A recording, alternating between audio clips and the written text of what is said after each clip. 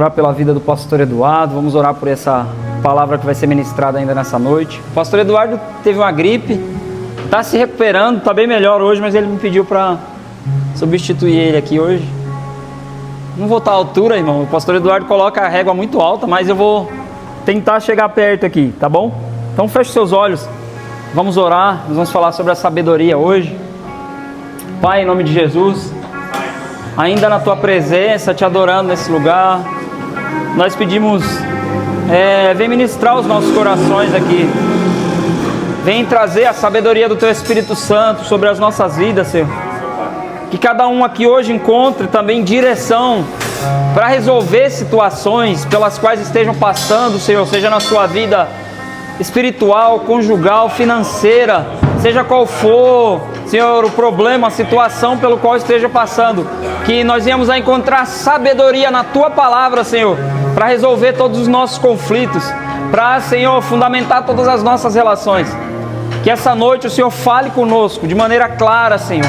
Que o Senhor fale conosco de tal maneira que possamos entender, ouvir a Tua voz, perceber a Tua presença, Senhor, e ser tocados por ela. Nós oramos pela vida do pastor Eduardo, da irmã Mari, Senhor, em nome de Jesus. Que o poder do Teu Espírito Santo dê a eles saúde plena, Pai. Em nome de Jesus, que eles sejam totalmente recuperados dessa situação, dessa gripe forte. Nesses tempos difíceis, Senhor, blinda o Teu filho, aumenta a imunidade, faz ele, Senhor, forte, mas cada vez mais firme na Tua presença, Senhor. Dá a ele saúde. Nós Te agradecemos por poder estar aqui, Papai. Agradecemos por poder estar na Tua presença, por poder, Senhor, ser canal, ser instrumento. Eu Te peço que eu seja instrumento nessa noite, em nome de Jesus, para compartilhar essa palavra, compartilhar, Senhor, um pouco da Tua presença e do Teu cuidado aqui nesse lugar hoje. Em nome de Jesus, amém. Glória a Deus. Abre aí a sua Bíblia, pode sentar, irmão. Pode sentar. É Provérbios capítulo 3, 13, que é o versículo tema.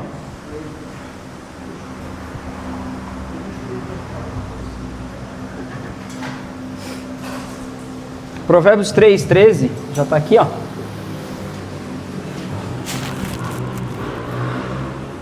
Eu vou ler na minha tradução NVI, tá? Vou ler. Como é feliz o homem que acha sabedoria, o homem que obtém entendimento. 14. Pois a sabedoria é mais proveitosa que a prata e rende mais do que o ouro. É mais preciosa do que rubis e nada do que você possa desejar se compara a ela. Na mão direita, a sabedoria lhe garante vida longa e na mão esquerda, riquezas e honra. Os caminhos da sabedoria são caminhos agradáveis e todas as suas veredas são paz. A sabedoria é a árvore que dá vida a quem a abraça. Quem a ela se apega será abençoado. Por sua sabedoria o Senhor lançou os alicerces da terra. Por seu entendimento fixou no lugar os céus. Por seu conhecimento as fontes profundas se rompem e as nuvens gotejam o orvalho. Só até aqui.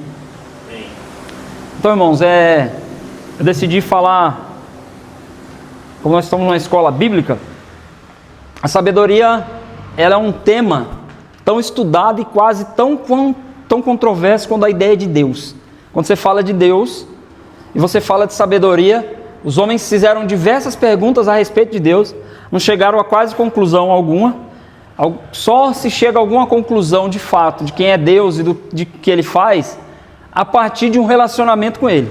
Então todas as diversas perguntas que a ciência foi fazendo, a filosofia foi fazendo, a sociologia, todas as ciências que estudaram de algum modo Deus, eles chegaram a lugar nenhum, porque só se chega a algum lugar em Deus se relacionando com Ele. Então a igreja, a palavra, a Bíblia, os ensinos, os estudos bíblicos, eles vieram trazendo resposta para questões que a humanidade veio trazendo lá de trás. Então a filosofia, por exemplo, ela vem trazer as questões de onde viemos, para onde vamos, quem nos colocou aqui, quem nós somos. Todas essas eram questões filosóficas que eles tinham. Até que vem a Bíblia, vem Jesus, vem o conhecimento se expandindo e eles, através da Bíblia, vêm ter essas respostas. Mas pela questão do ateísmo, de não acreditar em Deus, a filosofia continua tentando estudar essas respostas, tentando encontrar. As pessoas continuam sem propósito, sem entender quem são, sem entender a sua origem em Deus, como filhos de Deus, e sem entender o seu destino no Pai. Porque dele viemos e para ele voltaremos. Ele é o alfa, ele é o ômega. Então só tem, de fato, alguma explicação que possa nos direcionar, dar sentido, porque é o seguinte: o que a filosofia buscava? Sentido. Mas não sentido do ponto de vista o que eu estou sentindo de sentimento, mas dar sentido à vida no ponto de vista de direção. Isso é dar sentido. Não é dar sentido, eu estou sentindo que é Deus. Não é trazer um sentimento de que eu sou. É saber para onde eu estou indo, de onde eu vim. É um sentido. Sentido de onde parti, para onde vou e por que estou aqui. Esse é o sentido da vida. E aí Jesus vem trazer isso para nós. Mas, como nós estamos numa escola bíblica, a gente não vai abordar a sabedoria do ponto de vista filosófico de Sócrates, dessas pessoas que falaram muito sobre sabedoria e tentaram buscar, por exemplo, no ponto de vista de Sócrates, sabedoria é eu sei que nada sei. O que isso responde, pastor? Nada. Só diz uma coisa: dependência. Tem alguém maior e eu dependo dele. Para mim essa frase diz isso, mas a sabedoria de Sócrates, que é considerado um dos grandes ou maior filósofo, é essa. A conclusão dele, depois de fazer diversas perguntas, é eu sei que nada sei. E os outros vieram tendo as suas respostas filosóficas e nenhum chegava de fato ao ponto crucial. Por quê? Porque a sabedoria ela precisa ser vista do ponto de vista bíblico. E aí, como nós estamos numa escola bíblica, eu vou tentar mostrar para nós aqui a sabedoria do ponto de vista bíblico. E aqui, no versículo que nós lemos, ele vai dizer que é feliz o homem, em outras traduções bem-aventurado, ele vai dizer que encontra a sabedoria. E você vai ver que a sabedoria é o poder de Deus, ela estava junto com Deus na criação, ela é a participação. Na minha opinião pessoal, lendo a palavra, eu entendo que a sabedoria não é só um atributo do Espírito Santo, é o próprio Espírito Santo. Porque se você ler o livro de Provérbios, no próprio capítulo 3, a sabedoria ela chama você para uma mesa. A sabedoria preparou a sua casa, colocou as suas 7 colunas, acho que o pastor abordou aqui esse versículo, preparou a sua mesa e disse aos nécios que não têm entendimento: vinde para a minha mesa, vocês que não podem pagar, vocês que não têm conhecimento, vocês que não têm entendimento. Então a sabedoria é uma pessoa nos chamando à mesa. Ela vai dizer, a sabedoria clama pelas ruas. Então está dizendo que é uma pessoa, que é alguém chamando. Mas vamos ver, a sabedoria aqui do ponto de vista bíblico. Vocês estão conseguindo ler ali? Não? Sim. Sim? Está pequenininho, eu fiz pequenininho, mas vamos lá. A sabedoria do ponto de vista bíblico é um tema central nas Escrituras, especialmente no Antigo Testamento. Está profundamente ligado à vida prática, à reverência a Deus e à conduta moral. Ao contrário da ideia puramente intelectual de sabedoria, a Bíblia apresenta a sabedoria como a arte de viver bem segundo a vontade de Deus. Então, a sabedoria vem sendo estudada e vai te dar várias coisas que você pode fazer. Ou se você olha para o mundo, você vê um homem aí e fala assim, poxa, esse cara é sábio. Ele teve sabedoria para adquirir riquezas. Ele é sábio porque ele teve sabedoria para resolver situações e conflitos. Mas ele está vivendo a vontade de Deus? Então a sabedoria do ponto de vista bíblico é isso, é nos levar ao ponto onde nós entendemos, onde ela vai dar sentido à nossa vida e nós estamos vivendo a vontade de Deus. Isso é sabedoria de fato. E aí ao longo aqui eu vou mostrando para vocês o que é a sabedoria segundo Deus e segundo o mundo. Pode passar ali. Já está ali já, né? O que é sabedoria na Bíblia? A sabedoria bíblica não é apenas o conhecimento, inteligência. É viver com discernimento, justiça e temor a Deus. Principais características. Temor do Senhor como base. O temor do Senhor é o princípio da sabedoria. Provérbios 9, 10. Então, primeiro, o temor é a base. A sabedoria traz o temor como base. quando você vai fazer alguma coisa para discernir no seu espírito, você pensa, eu vou ofender a Deus com aquilo que eu vou fazer? Vai ser uma ofensa a Deus? Há um temor, não é medo, tá, irmão? O temor é diferente do medo. O temor, ele envolve o entendimento de onipresença, onisciência e onipotência, mas de relação pessoal com a pessoa de Deus. Ele envolve todo esse entendimento. Por quê?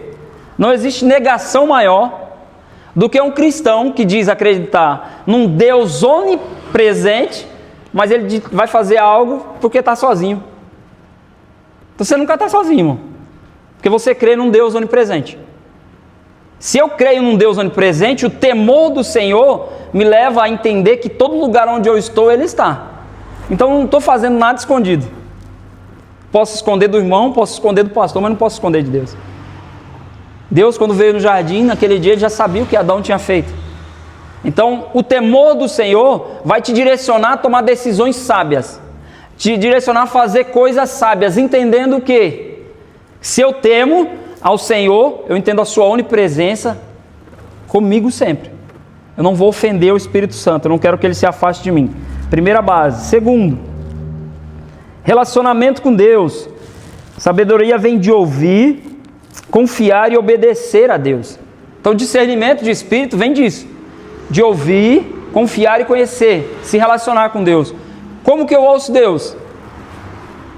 Oração, através da palavra. É uma palavra que Deus fala comigo, é através de um irmão, mas às vezes Deus fala através de uma circunstância, às vezes através até de uma dificuldade. Às vezes Ele quer nos parar, a gente não ouve, aí Ele cria uma situação que nos para, porque a gente não deu ouvidos à voz dEle.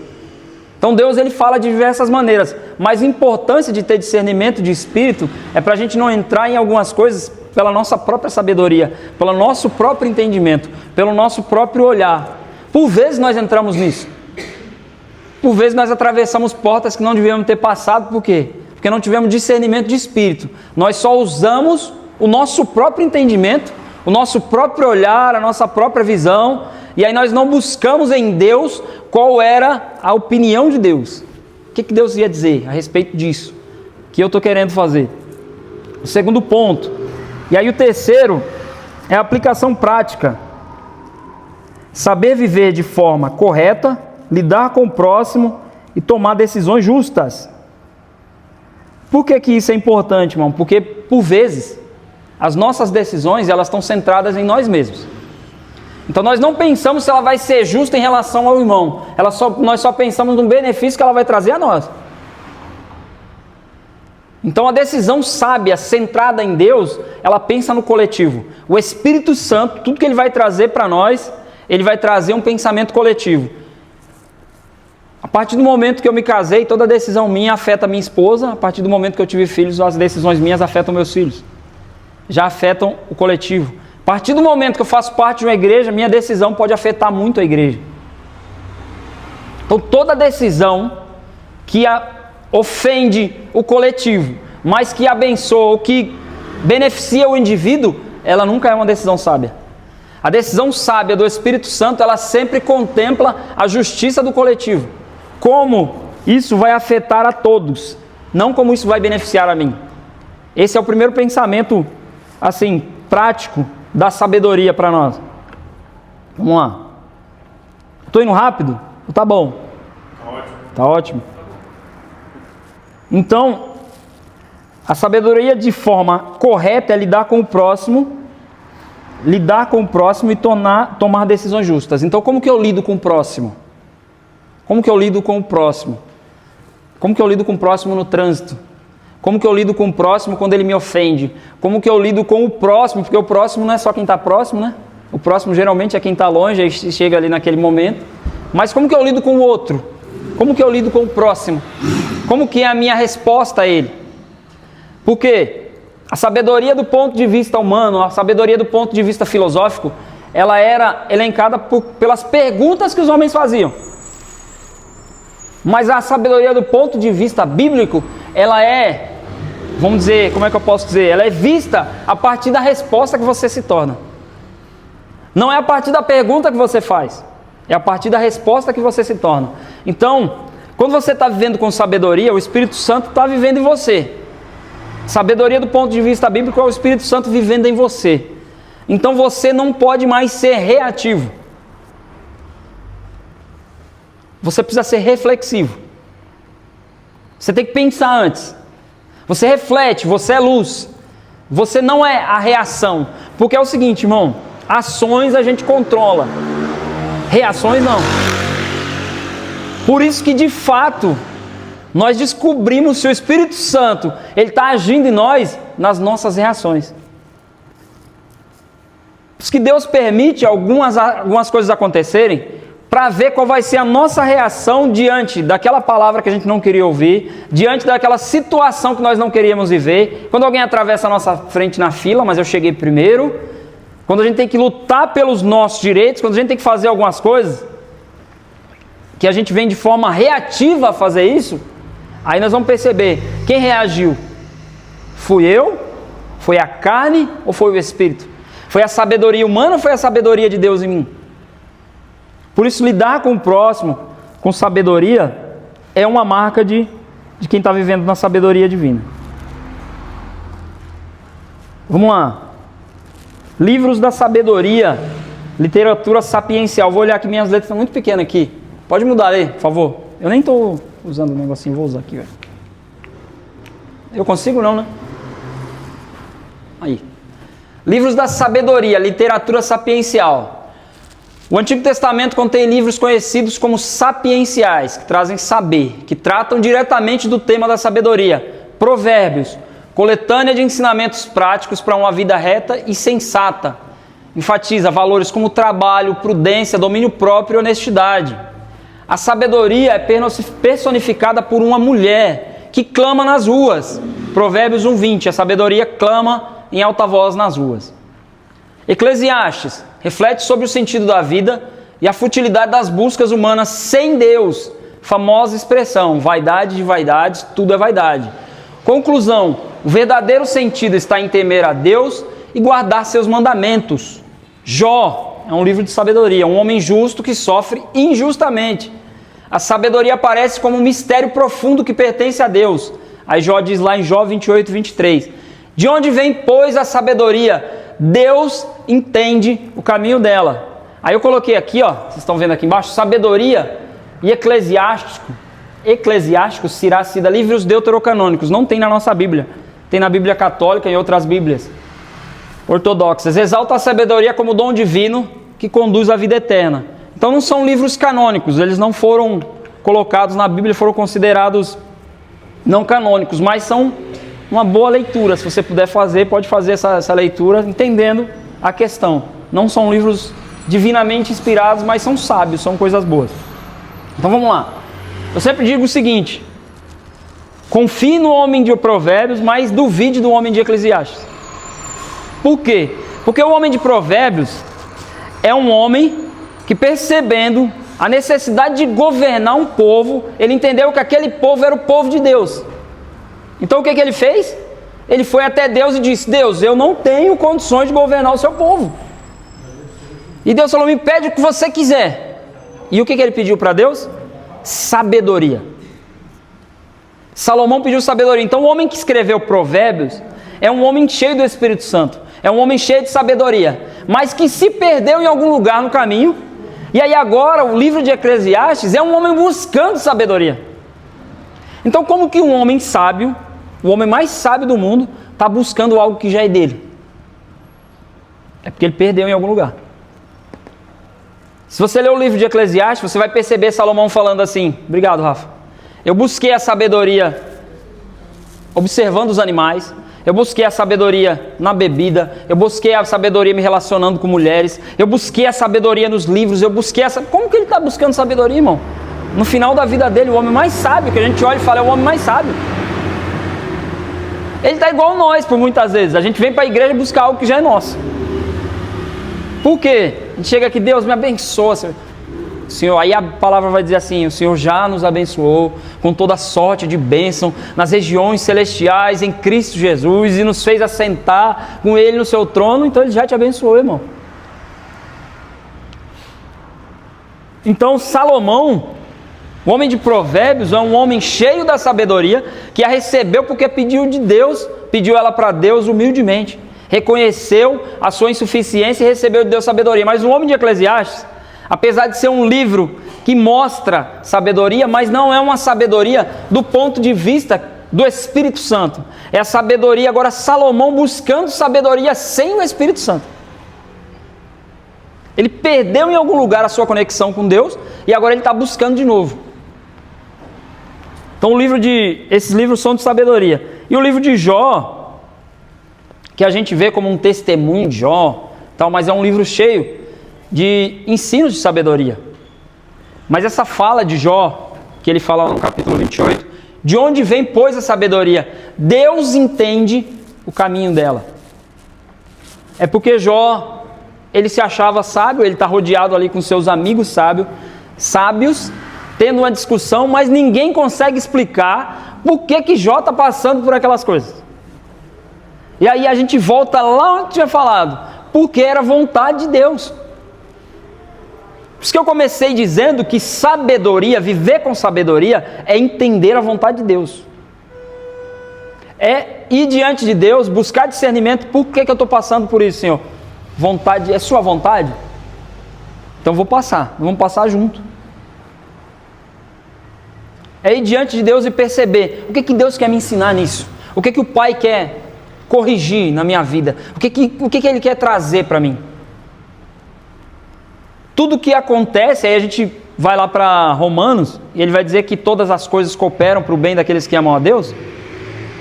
Esse entendimento, por vezes, não está na nossa mente. Porque a gente não lê a segunda parte do versículo, porque diz assim, todas as coisas cooperam para o bem daqueles que amam a Deus, que andam segundo o seu propósito. Então tem um propósito de Deus acontecendo, e todas as coisas que estão acontecendo, elas contribuem para esse propósito. Então a vontade de Deus, ela dá sentido. Se é por causa da minha vontade que eu estou passando, aí é outra coisa, irmão. Aí foi por falta de sabedoria. Então o que eu preciso discernir? O que eu estou passando, o que eu estou vivendo, foi por causa da sabedoria de Deus, foi com discernimento de Deus, eu decidi porque Deus me revelou, eu estou fazendo porque é um pensamento coletivo, é bíblico, eu tenho um entendimento de que aquilo que eu estou fazendo, de fato, é divinamente inspirado, ou o que eu fiz foi pensando só em mim mesmo, foi sem sabedoria, foi como Salomão, na busca de algo que já é meu. Sem sabedoria, você tem prejuízo. Com sabedoria você tem perda. Qual você prefere? Agora vai bugar, vou perguntar de novo. Com sabedoria você tem perda. Sem sabedoria você tem prejuízo. Qual você prefere? Perda. Vou explicar por quê, irmão. A diferença entre os dois. Jesus disse, aquele que ganhar, que perder a sua vida por amor de mim, ganhar lá. Então, perda é deixar de ganhar algo. Prejuízo é perder o que já é seu. Então, podem te oferecer uma vantagem por isso, mas por sabedoria, você decide deixar de ganhar. Pode te oferecer um prazer momentâneo por causa disso, mas por sabedoria, você decide deixar de ganhar. Mas sem sabedoria, pelo prazer momentâneo, você pode ter o prejuízo da eternidade, que já é sua. Então, por não ter sabedoria, as pessoas recebem recompensas por coisas terrenas, recompensas aparentes. E aí, ao invés de ganhar algo, elas estão tendo prejuízo do que já era seu. Por vezes a gente luta para conquistar algumas coisas espirituais na nossa vida. A gente luta para conquistar alguma posição, vamos dizer, espiritual em Deus, um lugar em Deus, algumas coisas. E aí o que o inimigo vai fazer? Ele vai tentar trazer alguma coisa que nos tire daquele lugar. Ele vai ter que querer gerar um prejuízo na nossa vida. Por isso, se você tiver o entendimento com sabedoria de que por vezes perder é ganhar, aí você vai começar a viver como Jesus disse, aquele que perder a sua vida por amor de mim, ganhá-la. Então é uma diferença. Agora você já consegue entender, já consegue perceber a diferença entre perda e prejuízo. Por vezes nós tivemos prejuízos de coisas porque não tivemos discernimento e não conhecíamos a sabedoria do ponto de vista bíblico. E aí abraçamos uma aparente recompensa. Era só aparente, mas não era eterna, não era algo realmente que era da vontade de Deus, era apenas para contemplar a nossa vontade pessoal. E aí o que acontece com Salomão? Salomão, por não querer perder algumas coisas, ele teve o prejuízo de perder a sabedoria. Por isso que o final do livro de Eclesiastes vai ser a conclusão que ele fala: teme a Deus e anda nos seus caminhos. Pronto, a conclusão de Salomão é: eu busquei sabedoria em tudo, mas eu só tive sabedoria, eu só tive de fato relação com Deus quando eu temi. Ponto. Amém? Tá tranquilo até aqui? Próximo. Sabedoria no Novo Testamento. Deixa eu usar aqui o negocinho aqui. No Novo Testamento, a sabedoria é revelada plenamente em Jesus Cristo. Jesus como sabedoria encarnada. Cristo é apresentado como a sabedoria de Deus. 1 Coríntios 1, 24. Cristo, poder de Deus e sabedoria de Deus. Ensinamentos de Jesus. Os ensinamentos de Jesus revelam uma sabedoria divina, amor, humildade, perdão e serviço. A sabedoria do alto. A carta de Tiago distingue entre dois tipos de sabedoria. Mas a sabedoria que vem do alto é, antes de tudo, pura, pacífica, amável, compreensiva, cheia de misericórdia e de bons frutos. Então a primeira coisa que a gente aprende aqui: Jesus é apresentado como poder de Deus e sabedoria de Deus. Por isso que eu comecei dizendo que a filosofia não conseguiu responder perguntas que Jesus veio e respondeu. Por quê? Porque Jesus não veio trazer resposta, ele veio ser resposta. E ele veio nos tornar a resposta. Você é a resposta do clamor de alguém, irmão. As coisas que você passou pela vontade de Deus são respostas, por vezes, para a experiência de alguém que a pessoa está passando. Então, se nós estamos vivendo na vontade de Deus, não esquenta a cabeça. Uma hora, aquilo que você passou vai ser a direção para alguém encontrar Jesus, para alguém encontrar com Deus, para alguém ter um encontro com o Senhor. Agora, não pense que por você ser resposta, obrigatoriamente essa pessoa vai se converter, obrigatoriamente ela vai vir para a igreja. Não. Quando nós somos resposta de Deus, é isso que a gente tem que entender, a pregação do Evangelho, ela encontra em um auditório salvos e condenados. Quem são os salvos? Aquele que vai ouvir e crer. Aquele que crê e for batizado será salvo. Quem não crê já está condenado. Então, você só não pode negligenciar a ordem de Deus de pregar em todo tempo, de ser a resposta naquele momento. Mas não é obrigação nossa. Aí convencer é o Espírito Santo, que convence o homem do pecado, do juízo e da justiça. Nós precisamos estar cheios do Espírito, para que, se Ele queira nos usar e usar todas as experiências que nós passamos, positivas ou negativas do nosso ponto de vista, porque tem experiências que você viu como um ponto de vista negativo, mas que te tirou de lugares que você nem sabe espiritualmente. Do seu ponto de vista, aquilo que você perdeu era negativo, mas do ponto de vista de Deus é o que te colocou onde você está hoje. Por isso que a sabedoria, ela traz para nós o discernimento de olhar as coisas do ponto de vista espiritual, do ponto de vista de Deus. Então Jesus, Cristo, sabedoria de Deus. E aí os ensinamentos de Jesus, que ele ensinava por parábolas, ele ensinava de tal maneira que o agricultor, que o carpinteiro, que o cara da menor escala social ali, do menor ponto de vista social, ele conseguia entender, e o doutor da lei disse que não entendia. O doutor da lei, que era Nicodemos lá, ele falou: não entendi, Senhor. Você é mestre em Israel. Você não está entendendo essas coisas que eu estou falando? Estou falando de coisas terrenas. Imagina se eu começar a falar das coisas do céu.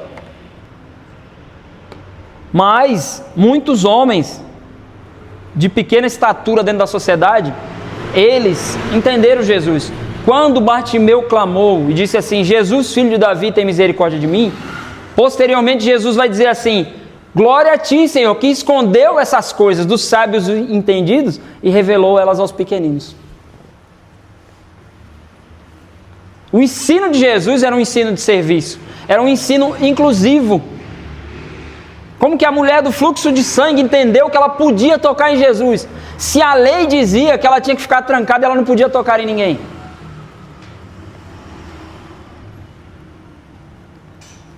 Primeiro porque ela era mulher, numa sociedade que a mulher não tinha o seu espaço garantido. E aí, além de ser mulher, ela tinha um fluxo de sangue, que era uma doença incapacitante. Mas ela entendeu, pastor, a partir dos ensinos de Jesus, que ela podia tocar nele, que se tocasse nele seria curada. Então, o ensino de Jesus era inclusivo na sociedade. A maneira como aqueles homens ensinavam, aqueles homens de alta estatura e os doutores da lei, as pessoas não estavam indo mais buscar o ensinamento porque elas não entendiam o que eles estavam falando. Mas Jesus, ele vem ensinando pelas praças, ele vem ensinando nas ruas, ele vai ensinar os pescadores na beira-mar, e aí ele vai ensinar quem? Quem não podia estar na sinagoga. Imagina, o cara passava a noite inteira pescando e ia para a sinagoga de manhã, ouvir o doutor da lei. Por que o ensino estava sendo perpetuado entre os sacerdotes e os doutores da lei? Porque havia o imposto do templo, e eles eram mantidos por esse imposto, que era o dízimo em época, uma parte do dízimo, e eles conseguiam viver de forma diferente. Eles eram sacerdotes separados da família de Levi, e eles não trabalhavam em outra função. A função deles era só ler e ensinar as escrituras, a Torá em época, que eram 5 livros. Então imagina o cara dedicar a vida dele inteira a ler, meditar e ensinar 5 livros. A gente tem 60 e tantos na Bíblia agora, para ler, para ensinar, para aprender, para tirar lições. Eles só tinham 5. Aí alguém vai dizer: mas tinha os profetas. Sim, tinha os profetas. Eles tiravam dali os ensinos a partir das profecias. Eles tiravam outras coisas a partir dos profetas. Mas a centralidade da ideia deles era a lei de Moisés. Era o Pentateuco, eram os 5 primeiros livros da Bíblia. O pastor Eduardo já ensinou a vocês o que é o Pentateuco, todo mundo sabe, né? Todo mundo sabe o que é o Pentateuco? Não, se não souber, pode falar assim: eu não sei. Não sabe, Bia? Eu não sei. Não sabe o que é o Pentateuco? Então, o Pentateuco, Penta é 5. Então, são os 5 primeiros livros da Bíblia: Gênesis, Êxodo, Levítico, Números e Deuteronômio. São os 5 livros da lei de Moisés, eles foram escritos todos por Moisés. Só para vocês terem uma ideia de quanta sabedoria há no livro de Moisés, a ciência chegou à conclusão de que a terra e as coisas foram criadas exatamente na sequência que Moisés colocou nos primeiros 7 dias. E que se não fosse daquela maneira, alguma coisa não ia dar certo. Como é que Moisés sabia? Moisés é o primeiro homem a revelar a sua própria morte. Ele escreve o livro sabendo como, quando e onde ele ia morrer. Quando Deus ia levar ele. Ele escreveu sobre a sua própria morte. Já pensou o nível que esse cara estava? Porque imagina Deus te revelar o seu fim, irmão. Você iria até lá? A maioria de nós, se Deus revelasse o nosso fim, a gente se desviava no caminho. Imagina, se Deus revelasse para José o fim dele, ele não ia se desviar no caminho. Mas se Deus revelasse para ele o caminho que ele ia passar, ele nunca tinha chegado ao seu fim. Já pensou nisso? Por isso que tem coisas que Deus não nos revela, irmão. discernimento, sabedoria. Tem coisas que Deus não vai revelar para nós. Tem coisas que Ele não vai mostrar. Tem coisas que nós vamos ter que confiar. A exigência da fé para agradar a Deus é essa. Tem coisas que nós vão acontecer que vai fugir do nosso controle. Agora, se você estiver no mesmo nível dele, no mesmo nível de Pedro, que Pedro disse, ó, o Senhor já me revelou que está chegando a minha hora. Se você estiver no mesmo nível de Paulo, que chegou lá em Atos, o cara amarrou ele com o cinto, falou, ó, vão amarrar.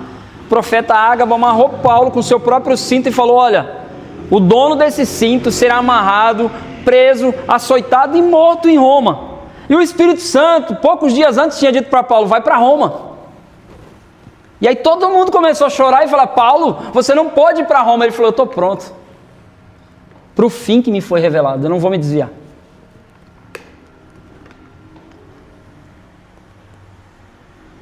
Então vou colocar algumas perguntas na sua cabeça. Se Deus revelasse o seu fim, você se desviaria no caminho ou você iria até Ele? Você tem um relacionamento com Deus que Deus poderia revelar o seu fim? Ou que Deus poderia revelar algumas coisas do seu caminho? Esses homens receberam essa revelação. Jesus, quando ele está lá no Getsemane orando, por quê? Porque ele já sabia qual era o seu fim.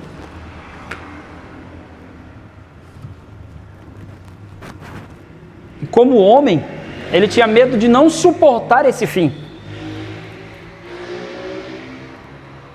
Se for possível, se tiver uma possibilidade de fazer de outro jeito, Pai, faz de outro jeito. Mas, se não tiver outro jeito, a sabedoria fez ele dizer o quê? Faz a tua vontade, não a minha.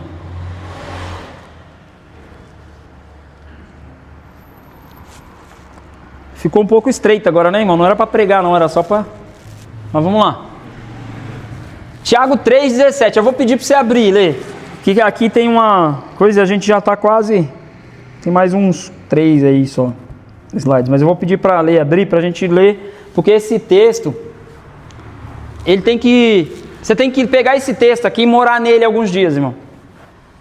Eu já li os livros corridos, mas às vezes, por vezes, eu fico morando num texto. Num texto, ou num livro, ou num versículo, em alguma coisa. Por que você tem que morar nesse texto aqui? Volta um pouquinho, Lê. Volta, acho que é 3. Deixa eu ver. Volta mais um pouco. Mais um pouco. Aí. Contudo, se vocês abrigam no coração inveja amarga e ambição egoísta, não se gloriem disso, nem neguem a verdade. Pode passar. Esse tipo de sabedoria não vem do alto, mas é terrena, animal e demoníaca. Vamos parar aqui. Então ele está falando o seguinte, que aquelas coisas anteriores, que a inveja, que o orgulho, essas coisas que estão no nosso coração, ela vem de uma sabedoria que não é do alto. Ela vem de uma sabedoria que é terrena, que é humana e que é demoníaca. Na minha tradução diz assim, que é terrena, animal e diabólica, que é a mesma coisa. Mas eu vou mostrar para vocês o que são essas 3 coisas. Por que terrena? Porque se baseia em coisas que não apontam para a eternidade. Por isso que eu comecei dizendo, a gente pode admirar um homem porque ele adquiriu riquezas. Mas ele tem de fato temor do Senhor? Você consegue ver nesse homem alguém que está temendo a volta de Jesus? Está vivendo como se Jesus fosse voltar? Através de uma sabedoria humana ou de uma sabedoria terrena, ele conseguiu coisas da terra que vão perecer aqui com ele. Então tem muitos homens sábios que a gente pode dizer, poxa, esse cara é muito sábio. Mas ele está usando essa sabedoria apenas para adquirir coisas terrenas. E aí aqui quando ele fala humana, em outras traduções vai dizer assim que ela é animal. Por que animal? Porque é instintiva. Humana, responde ao instinto. Algumas pessoas dizem, nossa, como esse animalzinho ele é inteligente. Ele não é inteligente, ele responde ao instinto. Se você pegar o animal mais bem treinado, melhor treinado, pode ser a gente hoje já não tem mais, mas antigamente tinha os leões no circo, tigres no circo, tinha os animais de circo, e o mais bem treinado, se ele não estivesse alimentado, ele se alimentaria do seu treinador. Por quê? Porque ele responde ao instinto. Então, quando ele está dizendo que tem pessoas que têm em si uma sabedoria animal ou humana, ela é uma sabedoria instintiva, que responde aos seus instintos. E os seus instintos, eu comecei falando sobre o que me beneficia, eles vão buscar só o benefício próprio, sem se importar com o outro. Eu falei de um leão, mas se uma pessoa não alimentar um cachorro que é cuidado dentro de um apartamento, ele vai começar a rasgar tudo até o ponto dele poder morder ou até se alimentar do próprio dono, porque ele está com fome. E ponto final, ele vai responder ao seu instinto, independente do que vai acontecer depois. Então essa sabedoria ela está na terra. E por fim, é uma sabedoria demoníaca ou diabólica. É uma sabedoria que o inimigo alimenta ela para condenação. O inimigo alimenta essa sabedoria para colocar no coração da pessoa que ela consegue fazer sem a dependência de Deus. Que ela consegue adquirir sem que Deus lhe tenha dado, mas a palavra vai dizer assim: ninguém pode receber nada se do alto não lhe for dado. O que isso quer dizer? Que você pode, o inimigo pode dar coisas. Ele ofereceu a Jesus coisas que ele tinha. A questão é, pela salvação, Jesus pagou o preço. Pelas coisas que o inimigo nos dá, um preço será cobrado. Qual que é o preço? O salário do pecado é a morte. Quando a Bíblia fala de morte, ela não está falando da morte física, como a gente está falando. Esse salário do pecado, que é a morte, ele está falando de uma morte eterna. De uma morte que é a separação total de Deus durante toda a eternidade. Não é a morte de alguém que está dormindo no Senhor, como a palavra diz. Alguém que nós encontraremos nas nuvens, como dizem Tessalonicenses, porque os mortos ressuscitarão primeiro. Aqueles que morreram crendo em Jesus. Ele está falando de uma morte que ela é separação total de Deus. Agora, para você ver como o inimigo das nossas almas ele trabalha. Ele é um inimigo condenado, que não vai receber recompensa alguma por nos destruir. Mas ele decidiu fazê-lo. Ele decidiu que ele vai matar, roubar e destruir. Então essa sabedoria que muitas vezes a gente vê em algumas pessoas, está sendo uma sabedoria que está levando para a condenação. Se a gente olhar para uma geração, que a gente vai dizer assim, muitos sábios, cantores dos anos 90. Quem é dos anos 90, acho que só tem a Bia e o Eric aqui, que não é dos anos 90, né, irmão? Você também é dos anos 90, Bia? Não? Não, minha Bia é nova. Agora eu me senti velho. Mas teve uma leva de cantores que a gente podia colocar. Nossa, você vê a letra. Você vê as letras do Legião Urbana escritas pelo Renato Russo. As letras que o Cazuza escreveu. Letras que outros aí escreveram. Aquilo é cheio de sabedoria, irmão. Mas para onde a sabedoria levou esses homens? Alguém pode dizer assim: irmão, você está dizendo que eles foram condenados? Eu não sou Deus, irmão. Eu não sei se o cara lá no leito de morte, eu não estava lá, Deus é onipresente. Mas a gente olha para os feitos. A gente olha para o que a pessoa fez em si, e olhando para o que a pessoa fez, contrário aos ensinos da palavra, a gente pode dizer assim, só se aconteceu algo mesmo no oculto, no mistério, aquilo que foi mostrado midiaticamente, mostrava alguém que viveu o contrário à vontade de Deus.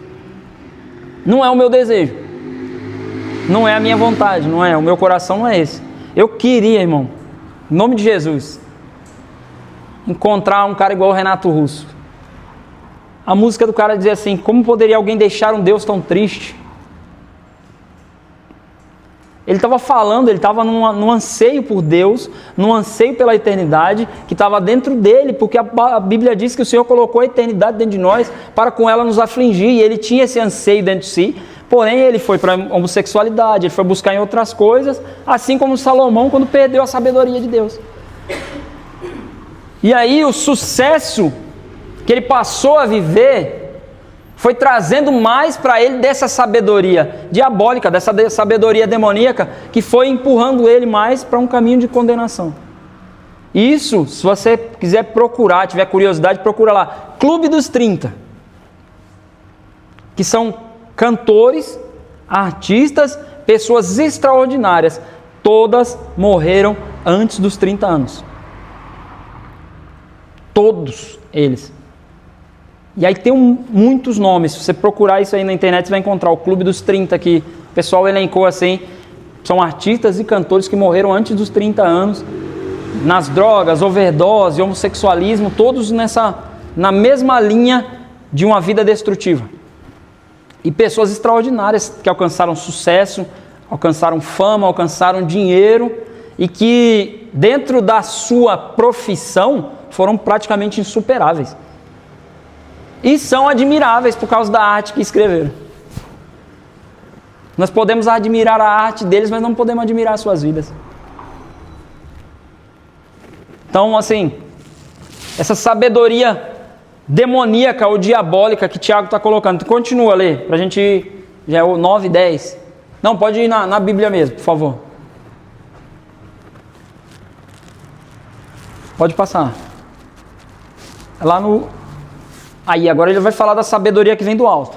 E, no entanto, a sabedoria que vem do alto é, antes de tudo, pura, depois pacífica, amável, compreensiva, cheia de misericórdia, de bons frutos, imparcial e sincera.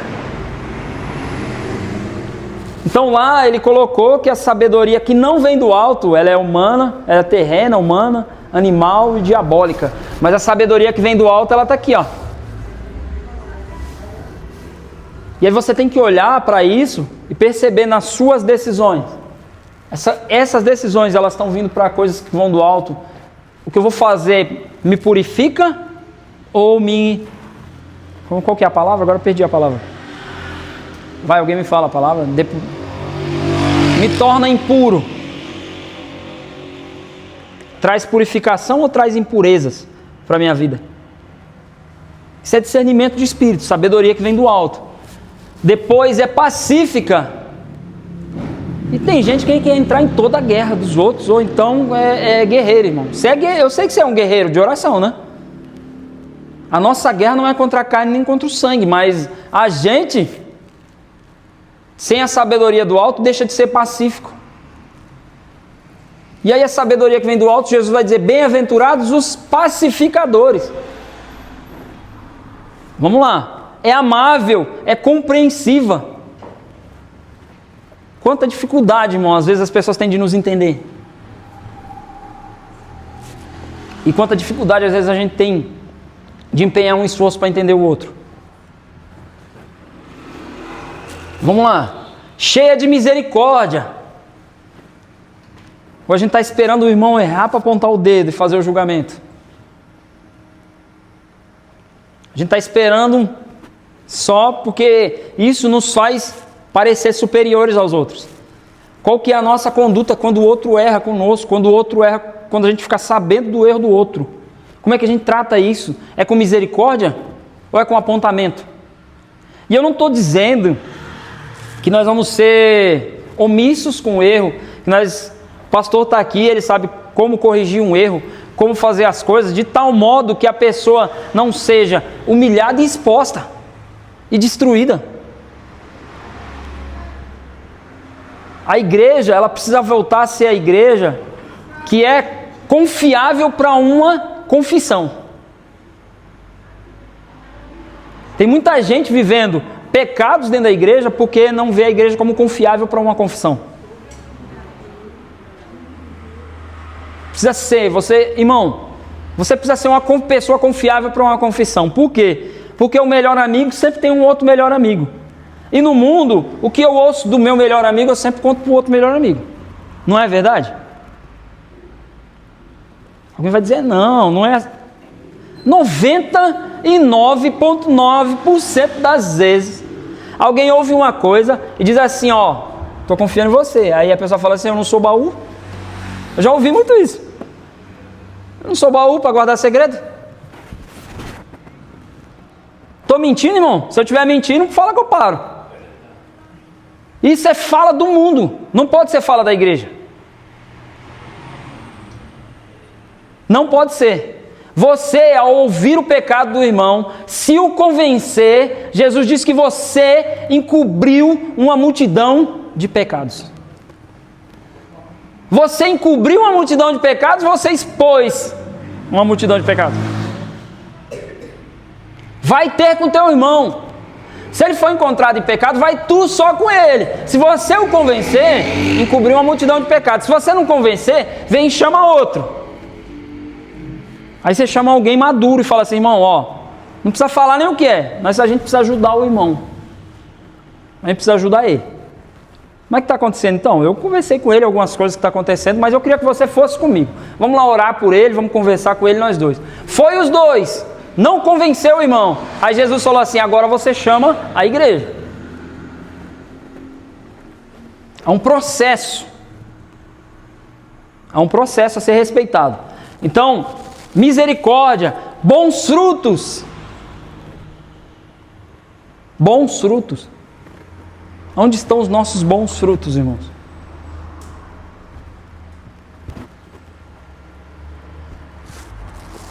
Nós precisamos dar bons frutos. Bons frutos não é só as almas que você ganha, tá? Porque se a gente for pensar que bons frutos é as almas que a gente ganha, então Jesus deu um fruto ruim, que é Judas. Jesus deu algum fruto ruim, irmão? A gente olhando para Jesus? Então, bons frutos não são as almas, as pessoas que a gente ganha para Jesus. São as nossas atitudes. São atitudes de transformação que nós vamos vendo na nossa vida. E volta de novo no mesmo lugar. São as nossas reações diante das adversidades. Bons frutos. Está dando fruto bom ou está dando fruto ruim, irmão? Se estiver dando fruto ruim, aí tem que expor as raízes, tem que cortar, tem que adubar. Tem uma parábola, eu não vou me lembrar o livro agora, mas tem uma parábola que diz, o próprio Jesus contou essa parábola, diz o senhor da vinha plantou lá uma vinha, e no meio da vinha ele plantou uma figueira, e ele foi lá na figueira, não tinha fruto, aí o cara falou, ó, arranca. Mas o viticultor, aquele que cuidava da vinha, ele falou, não, me dá mais um ano. O que você vai fazer? Eu vou cavar em volta dela, eu vou expor as raízes e eu vou adubar. Se no final desse ano ela não der bons frutos, aí a gente corta. O que é esse processo de expor as raízes e adubar? A palavra adubo é a palavra humus, que é a mesma palavra para humildade. Eu vou cavar aqui um pouco, vou mostrar o seu coração, não para os outros, para você mesmo. E aí eu vou colocar humildade em você.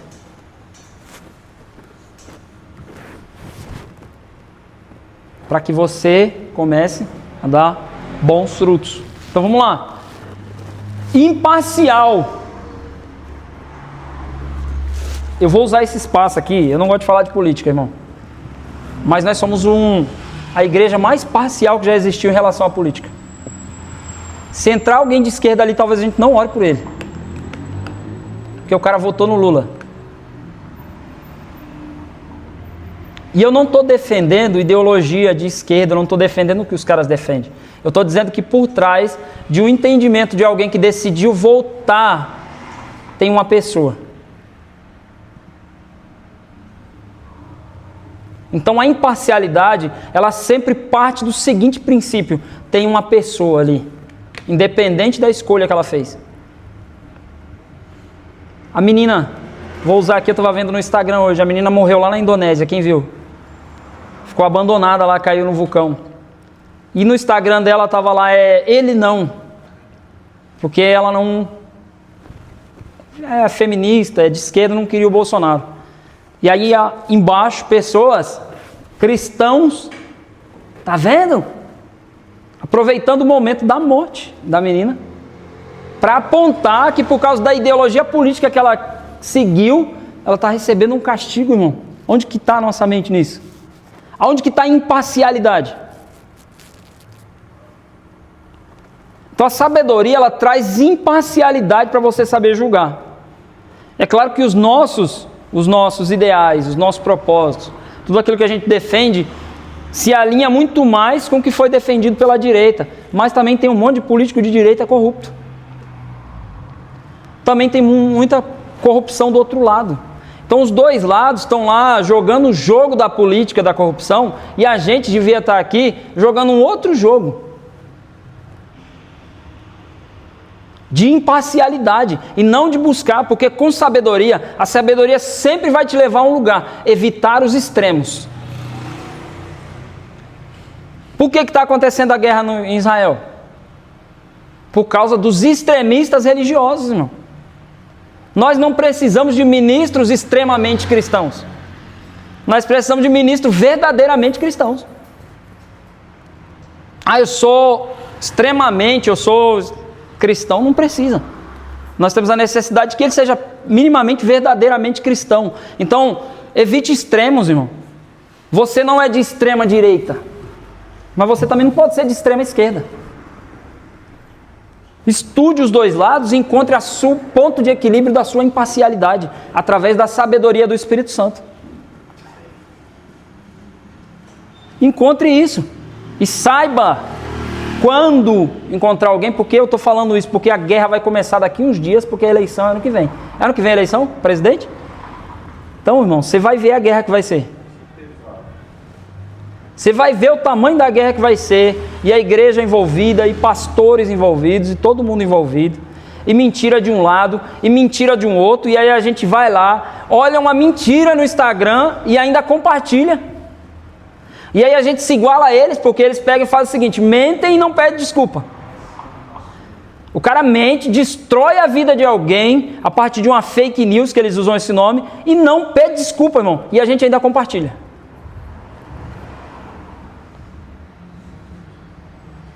Qual que é o lugar da igreja nisso? A igreja, eu acredito que a igreja é a balança. E a Bíblia diz assim: se a balança se tornar enganosa, se a balança pender para algum dos lados, ela se torna abominável para mim. Nós somos o ponto de equilíbrio. Quando sua família tiver lá os de esquerda e os de direita brigando, você é o ponto de equilíbrio. Você não vai buscar um lado para agradar alguém. Você vai ser o ponto de equilíbrio. Posso contar com isso, irmão? Eu vou te contar um testemunho aqui que eu ouvi no rádio. Ainda era a rádio que fechou, Musical FM. E esse homem, ele mandou na rádio, contando um pouco da sua história, que a partir da eleição passada entre Bolsonaro e Lula, a sua família foi destruída, um cristão. Por quê? Porque ele acreditava no Bolsonaro, ele era da igreja, e a esposa não estava indo na igreja com ele sempre, não estava fundamentada ali na palavra, decidiu que era do PT. E começou a briga entre os dois, mas eles tinham 2 filhas, e as 2 filhas ficaram do lado da mãe. Onde esse cara foi parar? Na rua. Defendendo os seus ideais.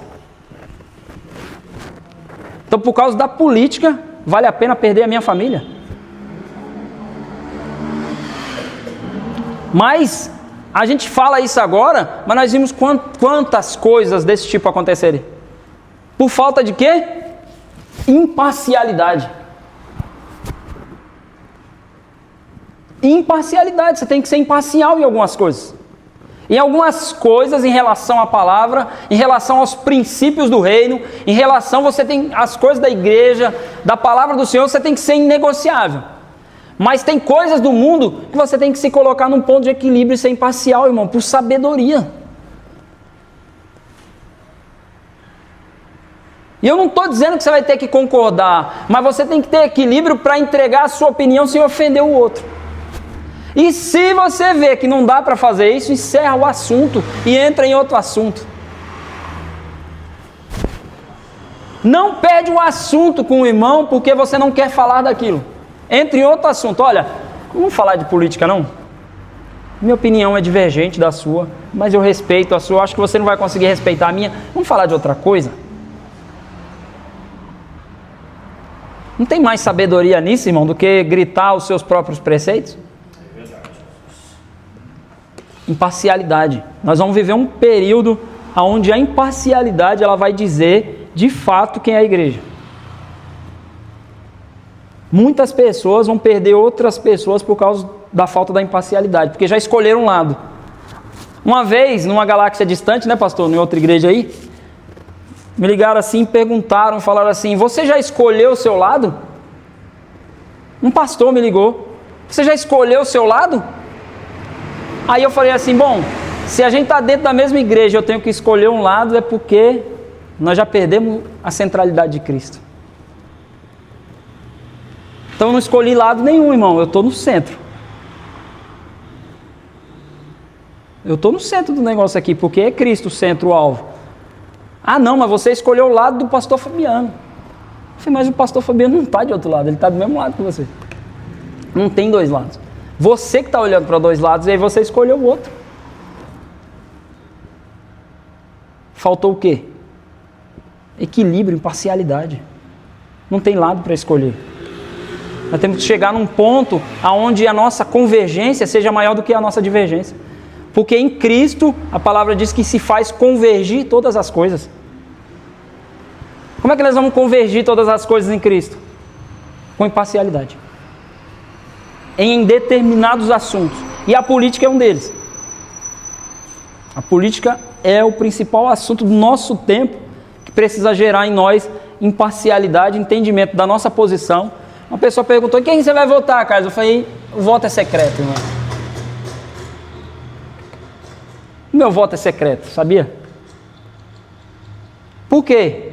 Para outros eu disse: não, eu vou votar em tal pessoa. Por que para essa pessoa eu disse: o meu voto é secreto? Porque se eu dissesse quem eu ia votar, a briga, pronto. Entendeu? Eu deixei de defender, de estar fundamentado, de entender o que eu quero fazer e como que eu vou entregar o meu voto? Não, mas eu evitei o extremo, irmão, eu evitei a briga, eu sou pacífico. Pra quê? Tem algumas discussões que você entra só para ficar com a cabeça cheia. Essa é a verdade. E sincera. Quando a gente fala de sinceridade, e eu vou correr para a gente terminar, que ainda tem mais um slide, mas eu nem sei se eu vou entrar nele.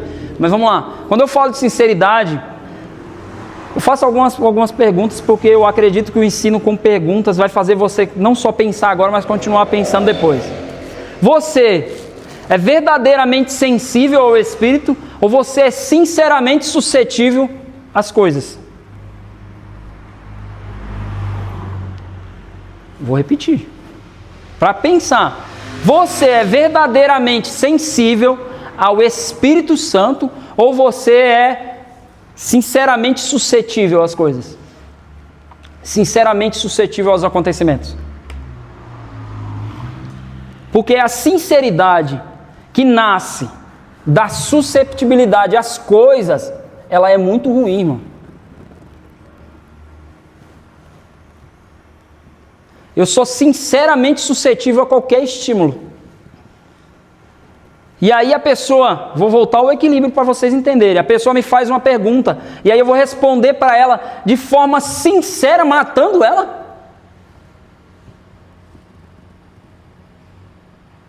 Então a sinceridade, ela precisa nascer de uma pessoa verdadeiramente sensível ao Espírito.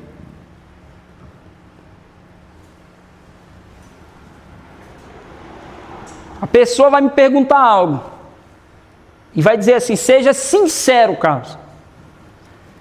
Eu vou ser sincero, a palavra sincero quer dizer sincera, sem arrodeio, sem ficar procurando palavras. Mas, por causa da sabedoria do Espírito, da sensibilidade que eu tenho à pessoa, eu sei o nível de resposta que ela suporta.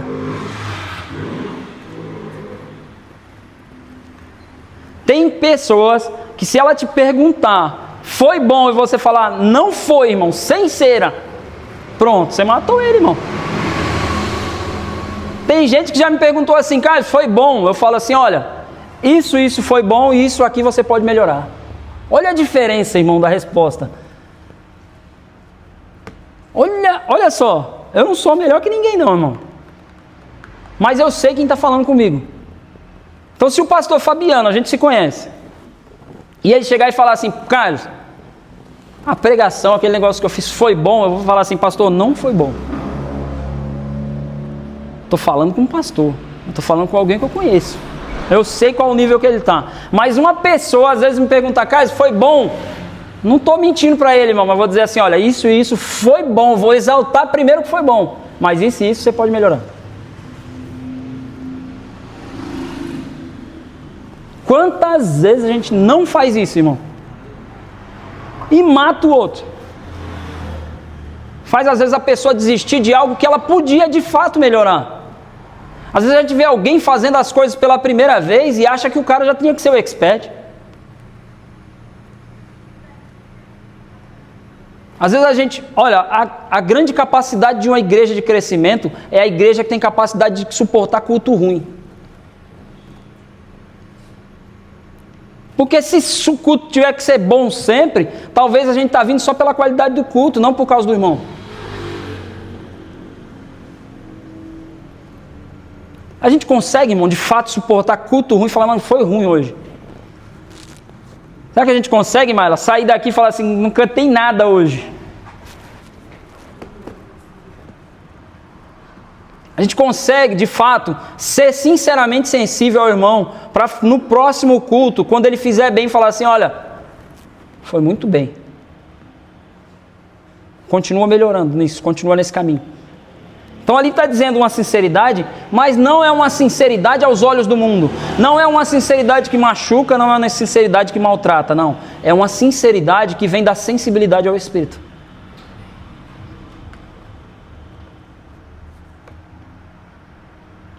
Que às vezes suporta, até, vou usar aqui um exemplo, irmão.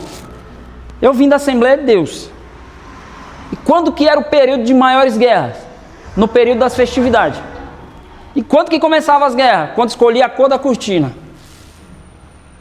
Pronto, escolheu a cor da cortina, escolheu a cor da roupa do grupo, acabou, irmão. Guerra por quê? Nossa, que gosto ruim você tem, irmão. Sinceridade demais tinha nessa hora. E sensibilidade do Espírito. Eu liderei mocidade junto com o André, líder de mocidade. E a gente tinha que decidir. E aí você decidia, e cada um queria decidir a sua cor. Cada um queria decidir como que era, né, Letícia? A Letícia está... Por isso que agora é mais fácil, né? Compra uma camiseta com tema, branca ou preta, irmão. Tá lindo, acabou a guerra. Mas por que eu estou falando isso? Porque por vezes a gente entra por uma porta e vê algo que o irmão fez e você não fez, você não teve sequer, às vezes, a disponibilidade de fazer, e aí já tem logo uma crítica na ponta da língua. A igreja precisa de mais intercessores do que críticos, porque o mal feito é melhor do que o não feito. Então, se a pessoa fez algo que você achou que foi mal feito, mas você não fez nada, irmão, sinceramente, guarde as suas palavras para você. Isso é sabedoria. Sabedoria, por vezes, é calar. O pastor está aqui diante de mim. E a gente já conversou em reuniões e eu disse assim, pastor, eu não estava concordando com isso e isso, mas eu não falei porque eu não estava participando. Eu não falei, eu não dei palpite, pastor, porque eu não estava ali junto, direto. Eu estava vendo vocês fazerem e eu não estava participando, eu não estava em condições de participar. Aí eu vou chegar lá e falar assim, pastor, isso aqui está errado. Não. Não faço isso, irmão. Não faço isso. Eu posso, da próxima vez, participar para ajudar a corrigir. Essa é a minha parte. Corrigir um ensino, corrigir uma decoração, corrigir algo, se isso é da minha parte, aí eu posso participar da próxima, e na próxima dar os meus pitacos, né, os meus palpites. Mas se eu não estou participando diretamente, eu tenho que chegar e olhar e dizer assim, tudo isso aqui foi feito no nível daquela pessoa por inspiração do Espírito Santo e eu creio que Deus recebeu. Ponto. Não foi feito para mim, se eu não recebi não tem problema. Nossa, o culto hoje, o louvor não estava bom. Não, sabe por que não estava bom? Porque não foi para você, irmão. Eu já desci do púlpito, às vezes, e falar assim, rapaz, eu devia ter ficado em casa hoje, talvez seja um dia desse. Eu devia ter ficado em casa hoje, não falou com ninguém. E aí depois pessoas vieram e falaram, olha, aquela palavra transformou algo na minha vida, aquilo que você falou. E eu falei, cara, eu não falei nada, eu preguei, foi o dia que eu preguei pior. Por quê, irmão? Porque às vezes a gente está buscando a nossa própria satisfação. Por isso que eu falei que uma igreja, de fato, que quer comunhão com os irmãos, é uma igreja que suporta, às vezes, o culto ruim, que suporta o que o irmão fez de ruim e guarda para si. Se não tiver uma palavra construtiva para a vida do irmão, não diz para destruir. É a partir da sabedoria do Espírito Santo que a gente vai aprendendo essas coisas. Eu já fui um crítico da igreja. Eu já fui alguém que criticou a doutrina, que criticou os irmãos, que criticou os pastores, que criticou muitas coisas. Eu já tive o microfone na mão como um crítico, mas eu só aprendi de fato o que é ser igreja quando eu deixei de ser crítico para ser intercessor. Quando eu vi algo que não me agradava, eu fui interceder pelo irmão, e aí às vezes que eu fui interceder, muitas vezes eu fui interceder pelo irmão, Deus mostrou que o problema não era com o irmão, era comigo. Por isso que é legal, irmão, entrar no quarto, dobrar o joelho, fechar a porta, porque lá não tem plateia. Lá ninguém esconde nada e ninguém faz show. Lá Deus mostra você para você mesmo. Nós fomos evangelizar num lar, entramos, estou pregando a palavra, acabei, a moça falou assim, olha, sabe por que eu não vou para a igreja? Porque aqui na frente da minha casa tem uns irmãos que eu fui na igreja com eles, e lá na igreja eles são assim, assim, assim, e na casa deles eles são assim, assim, assim. E a minha irmã lá com depressão. Aí eu falei assim para ela, mas quando você deita à noite no seu quarto, você não está dormindo com eles.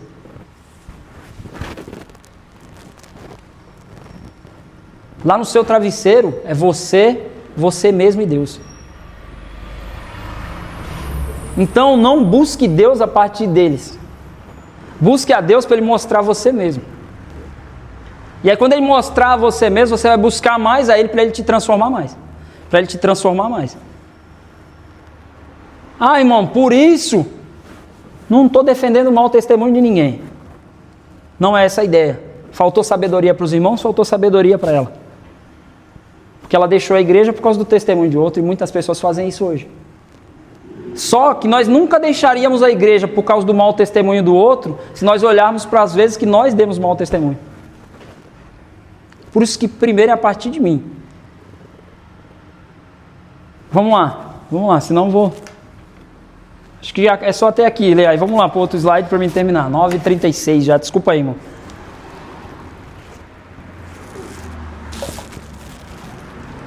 Sabedoria é um dos 7 dons do Espírito Santo, segundo Isaías 11:12.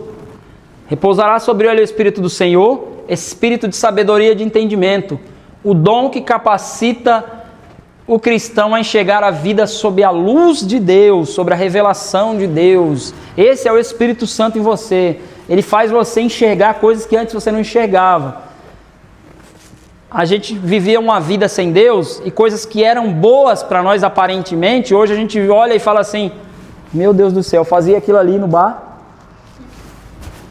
eu dançava daquele jeito, Deus. Porque a partir da luz do Espírito a gente vê que coisas que a gente fazia não tinha valor nenhum, que não era legal, que era ridículo por vezes, mas a gente fazia. Aí Paulo vai falar assim, essas são as coisas passadas, coisas das quais nós nos envergonhamos.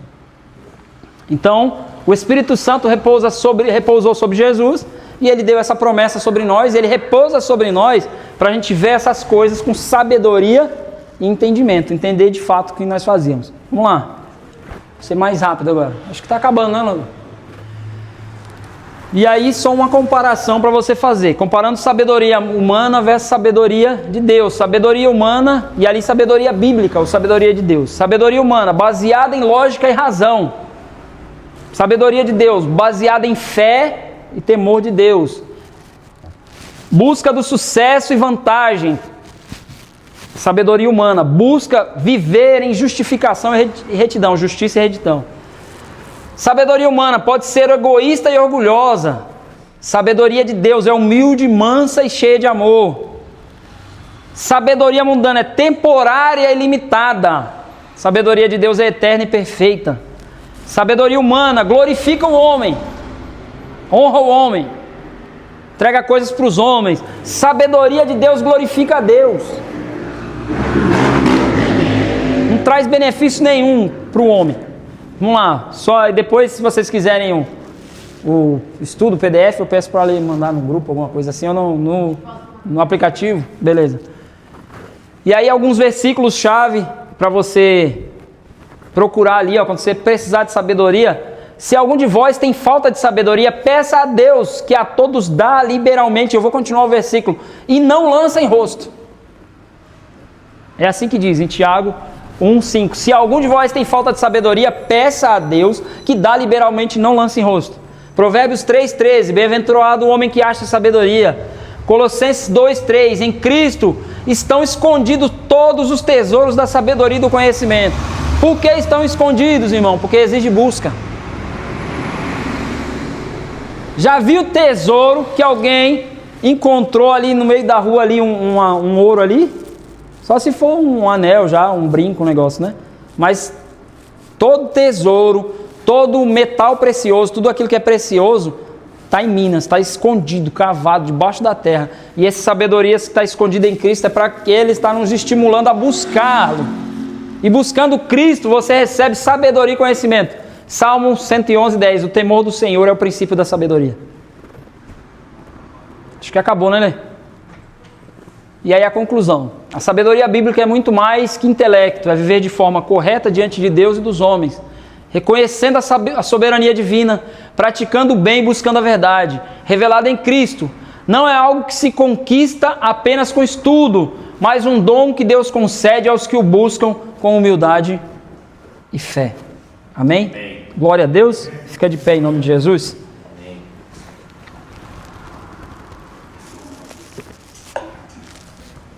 Glória a Deus. O que vocês acharam aí do estudo, irmão? Foi bom? Benção. Foi benção? Amém. Vamos orar ao Senhor. Encerrar esse momento de escola bíblica. Na escola bíblica a gente procura falar muito. Aí dá um sono nos irmãos, é um sono santo, é assim mesmo, é muito bom. É normal, porque você está ouvindo uma pessoa falar, acho que eu falei por 1 hora. Mais de 1 hora, 1 hora e 20 minutos. Fala muito, né, irmão? Aí vai falar, fala muito, igual o Tite. O Chat vai falar, fala muito. As mulheres não entenderam, desculpa aí. Entenderam ou não? Fala muito, não? Não, eu não vou explicar. Depois vocês explicam. É um treinador do Corinthians que falou do treinador do Palmeiras. Fala muito, porque ele estava falando muito no jogo, irmão. Depois você corta, tá, Lê? Por favor. Mas aí eu vou falar, fala muito, mas tem que falar muito, irmão. Fala muito de Deus, pouco de si e nada dos outros. Amém. Glória a Deus. Amém? Quando você vê um pregador que fala muito de si, muito dos outros e pouco de Deus, irmão, não dá muita atenção para ele, não. Mas quando você ouvir um pastor, um pregador que fala muito de Deus, pouco dos outros e nada de si, nada dos outros e pouco de si, desculpa, eu errei a ordem, mas aí pode dar ouvido, que você está ouvindo a palavra de Deus. Pode dar crédito.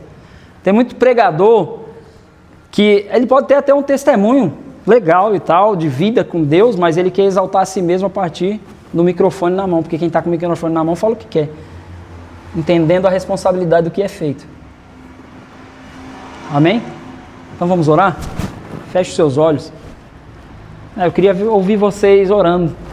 Vou orar baixinho agora. Pai, em nome de Jesus, Pai, que essa palavra encontre solo fértil.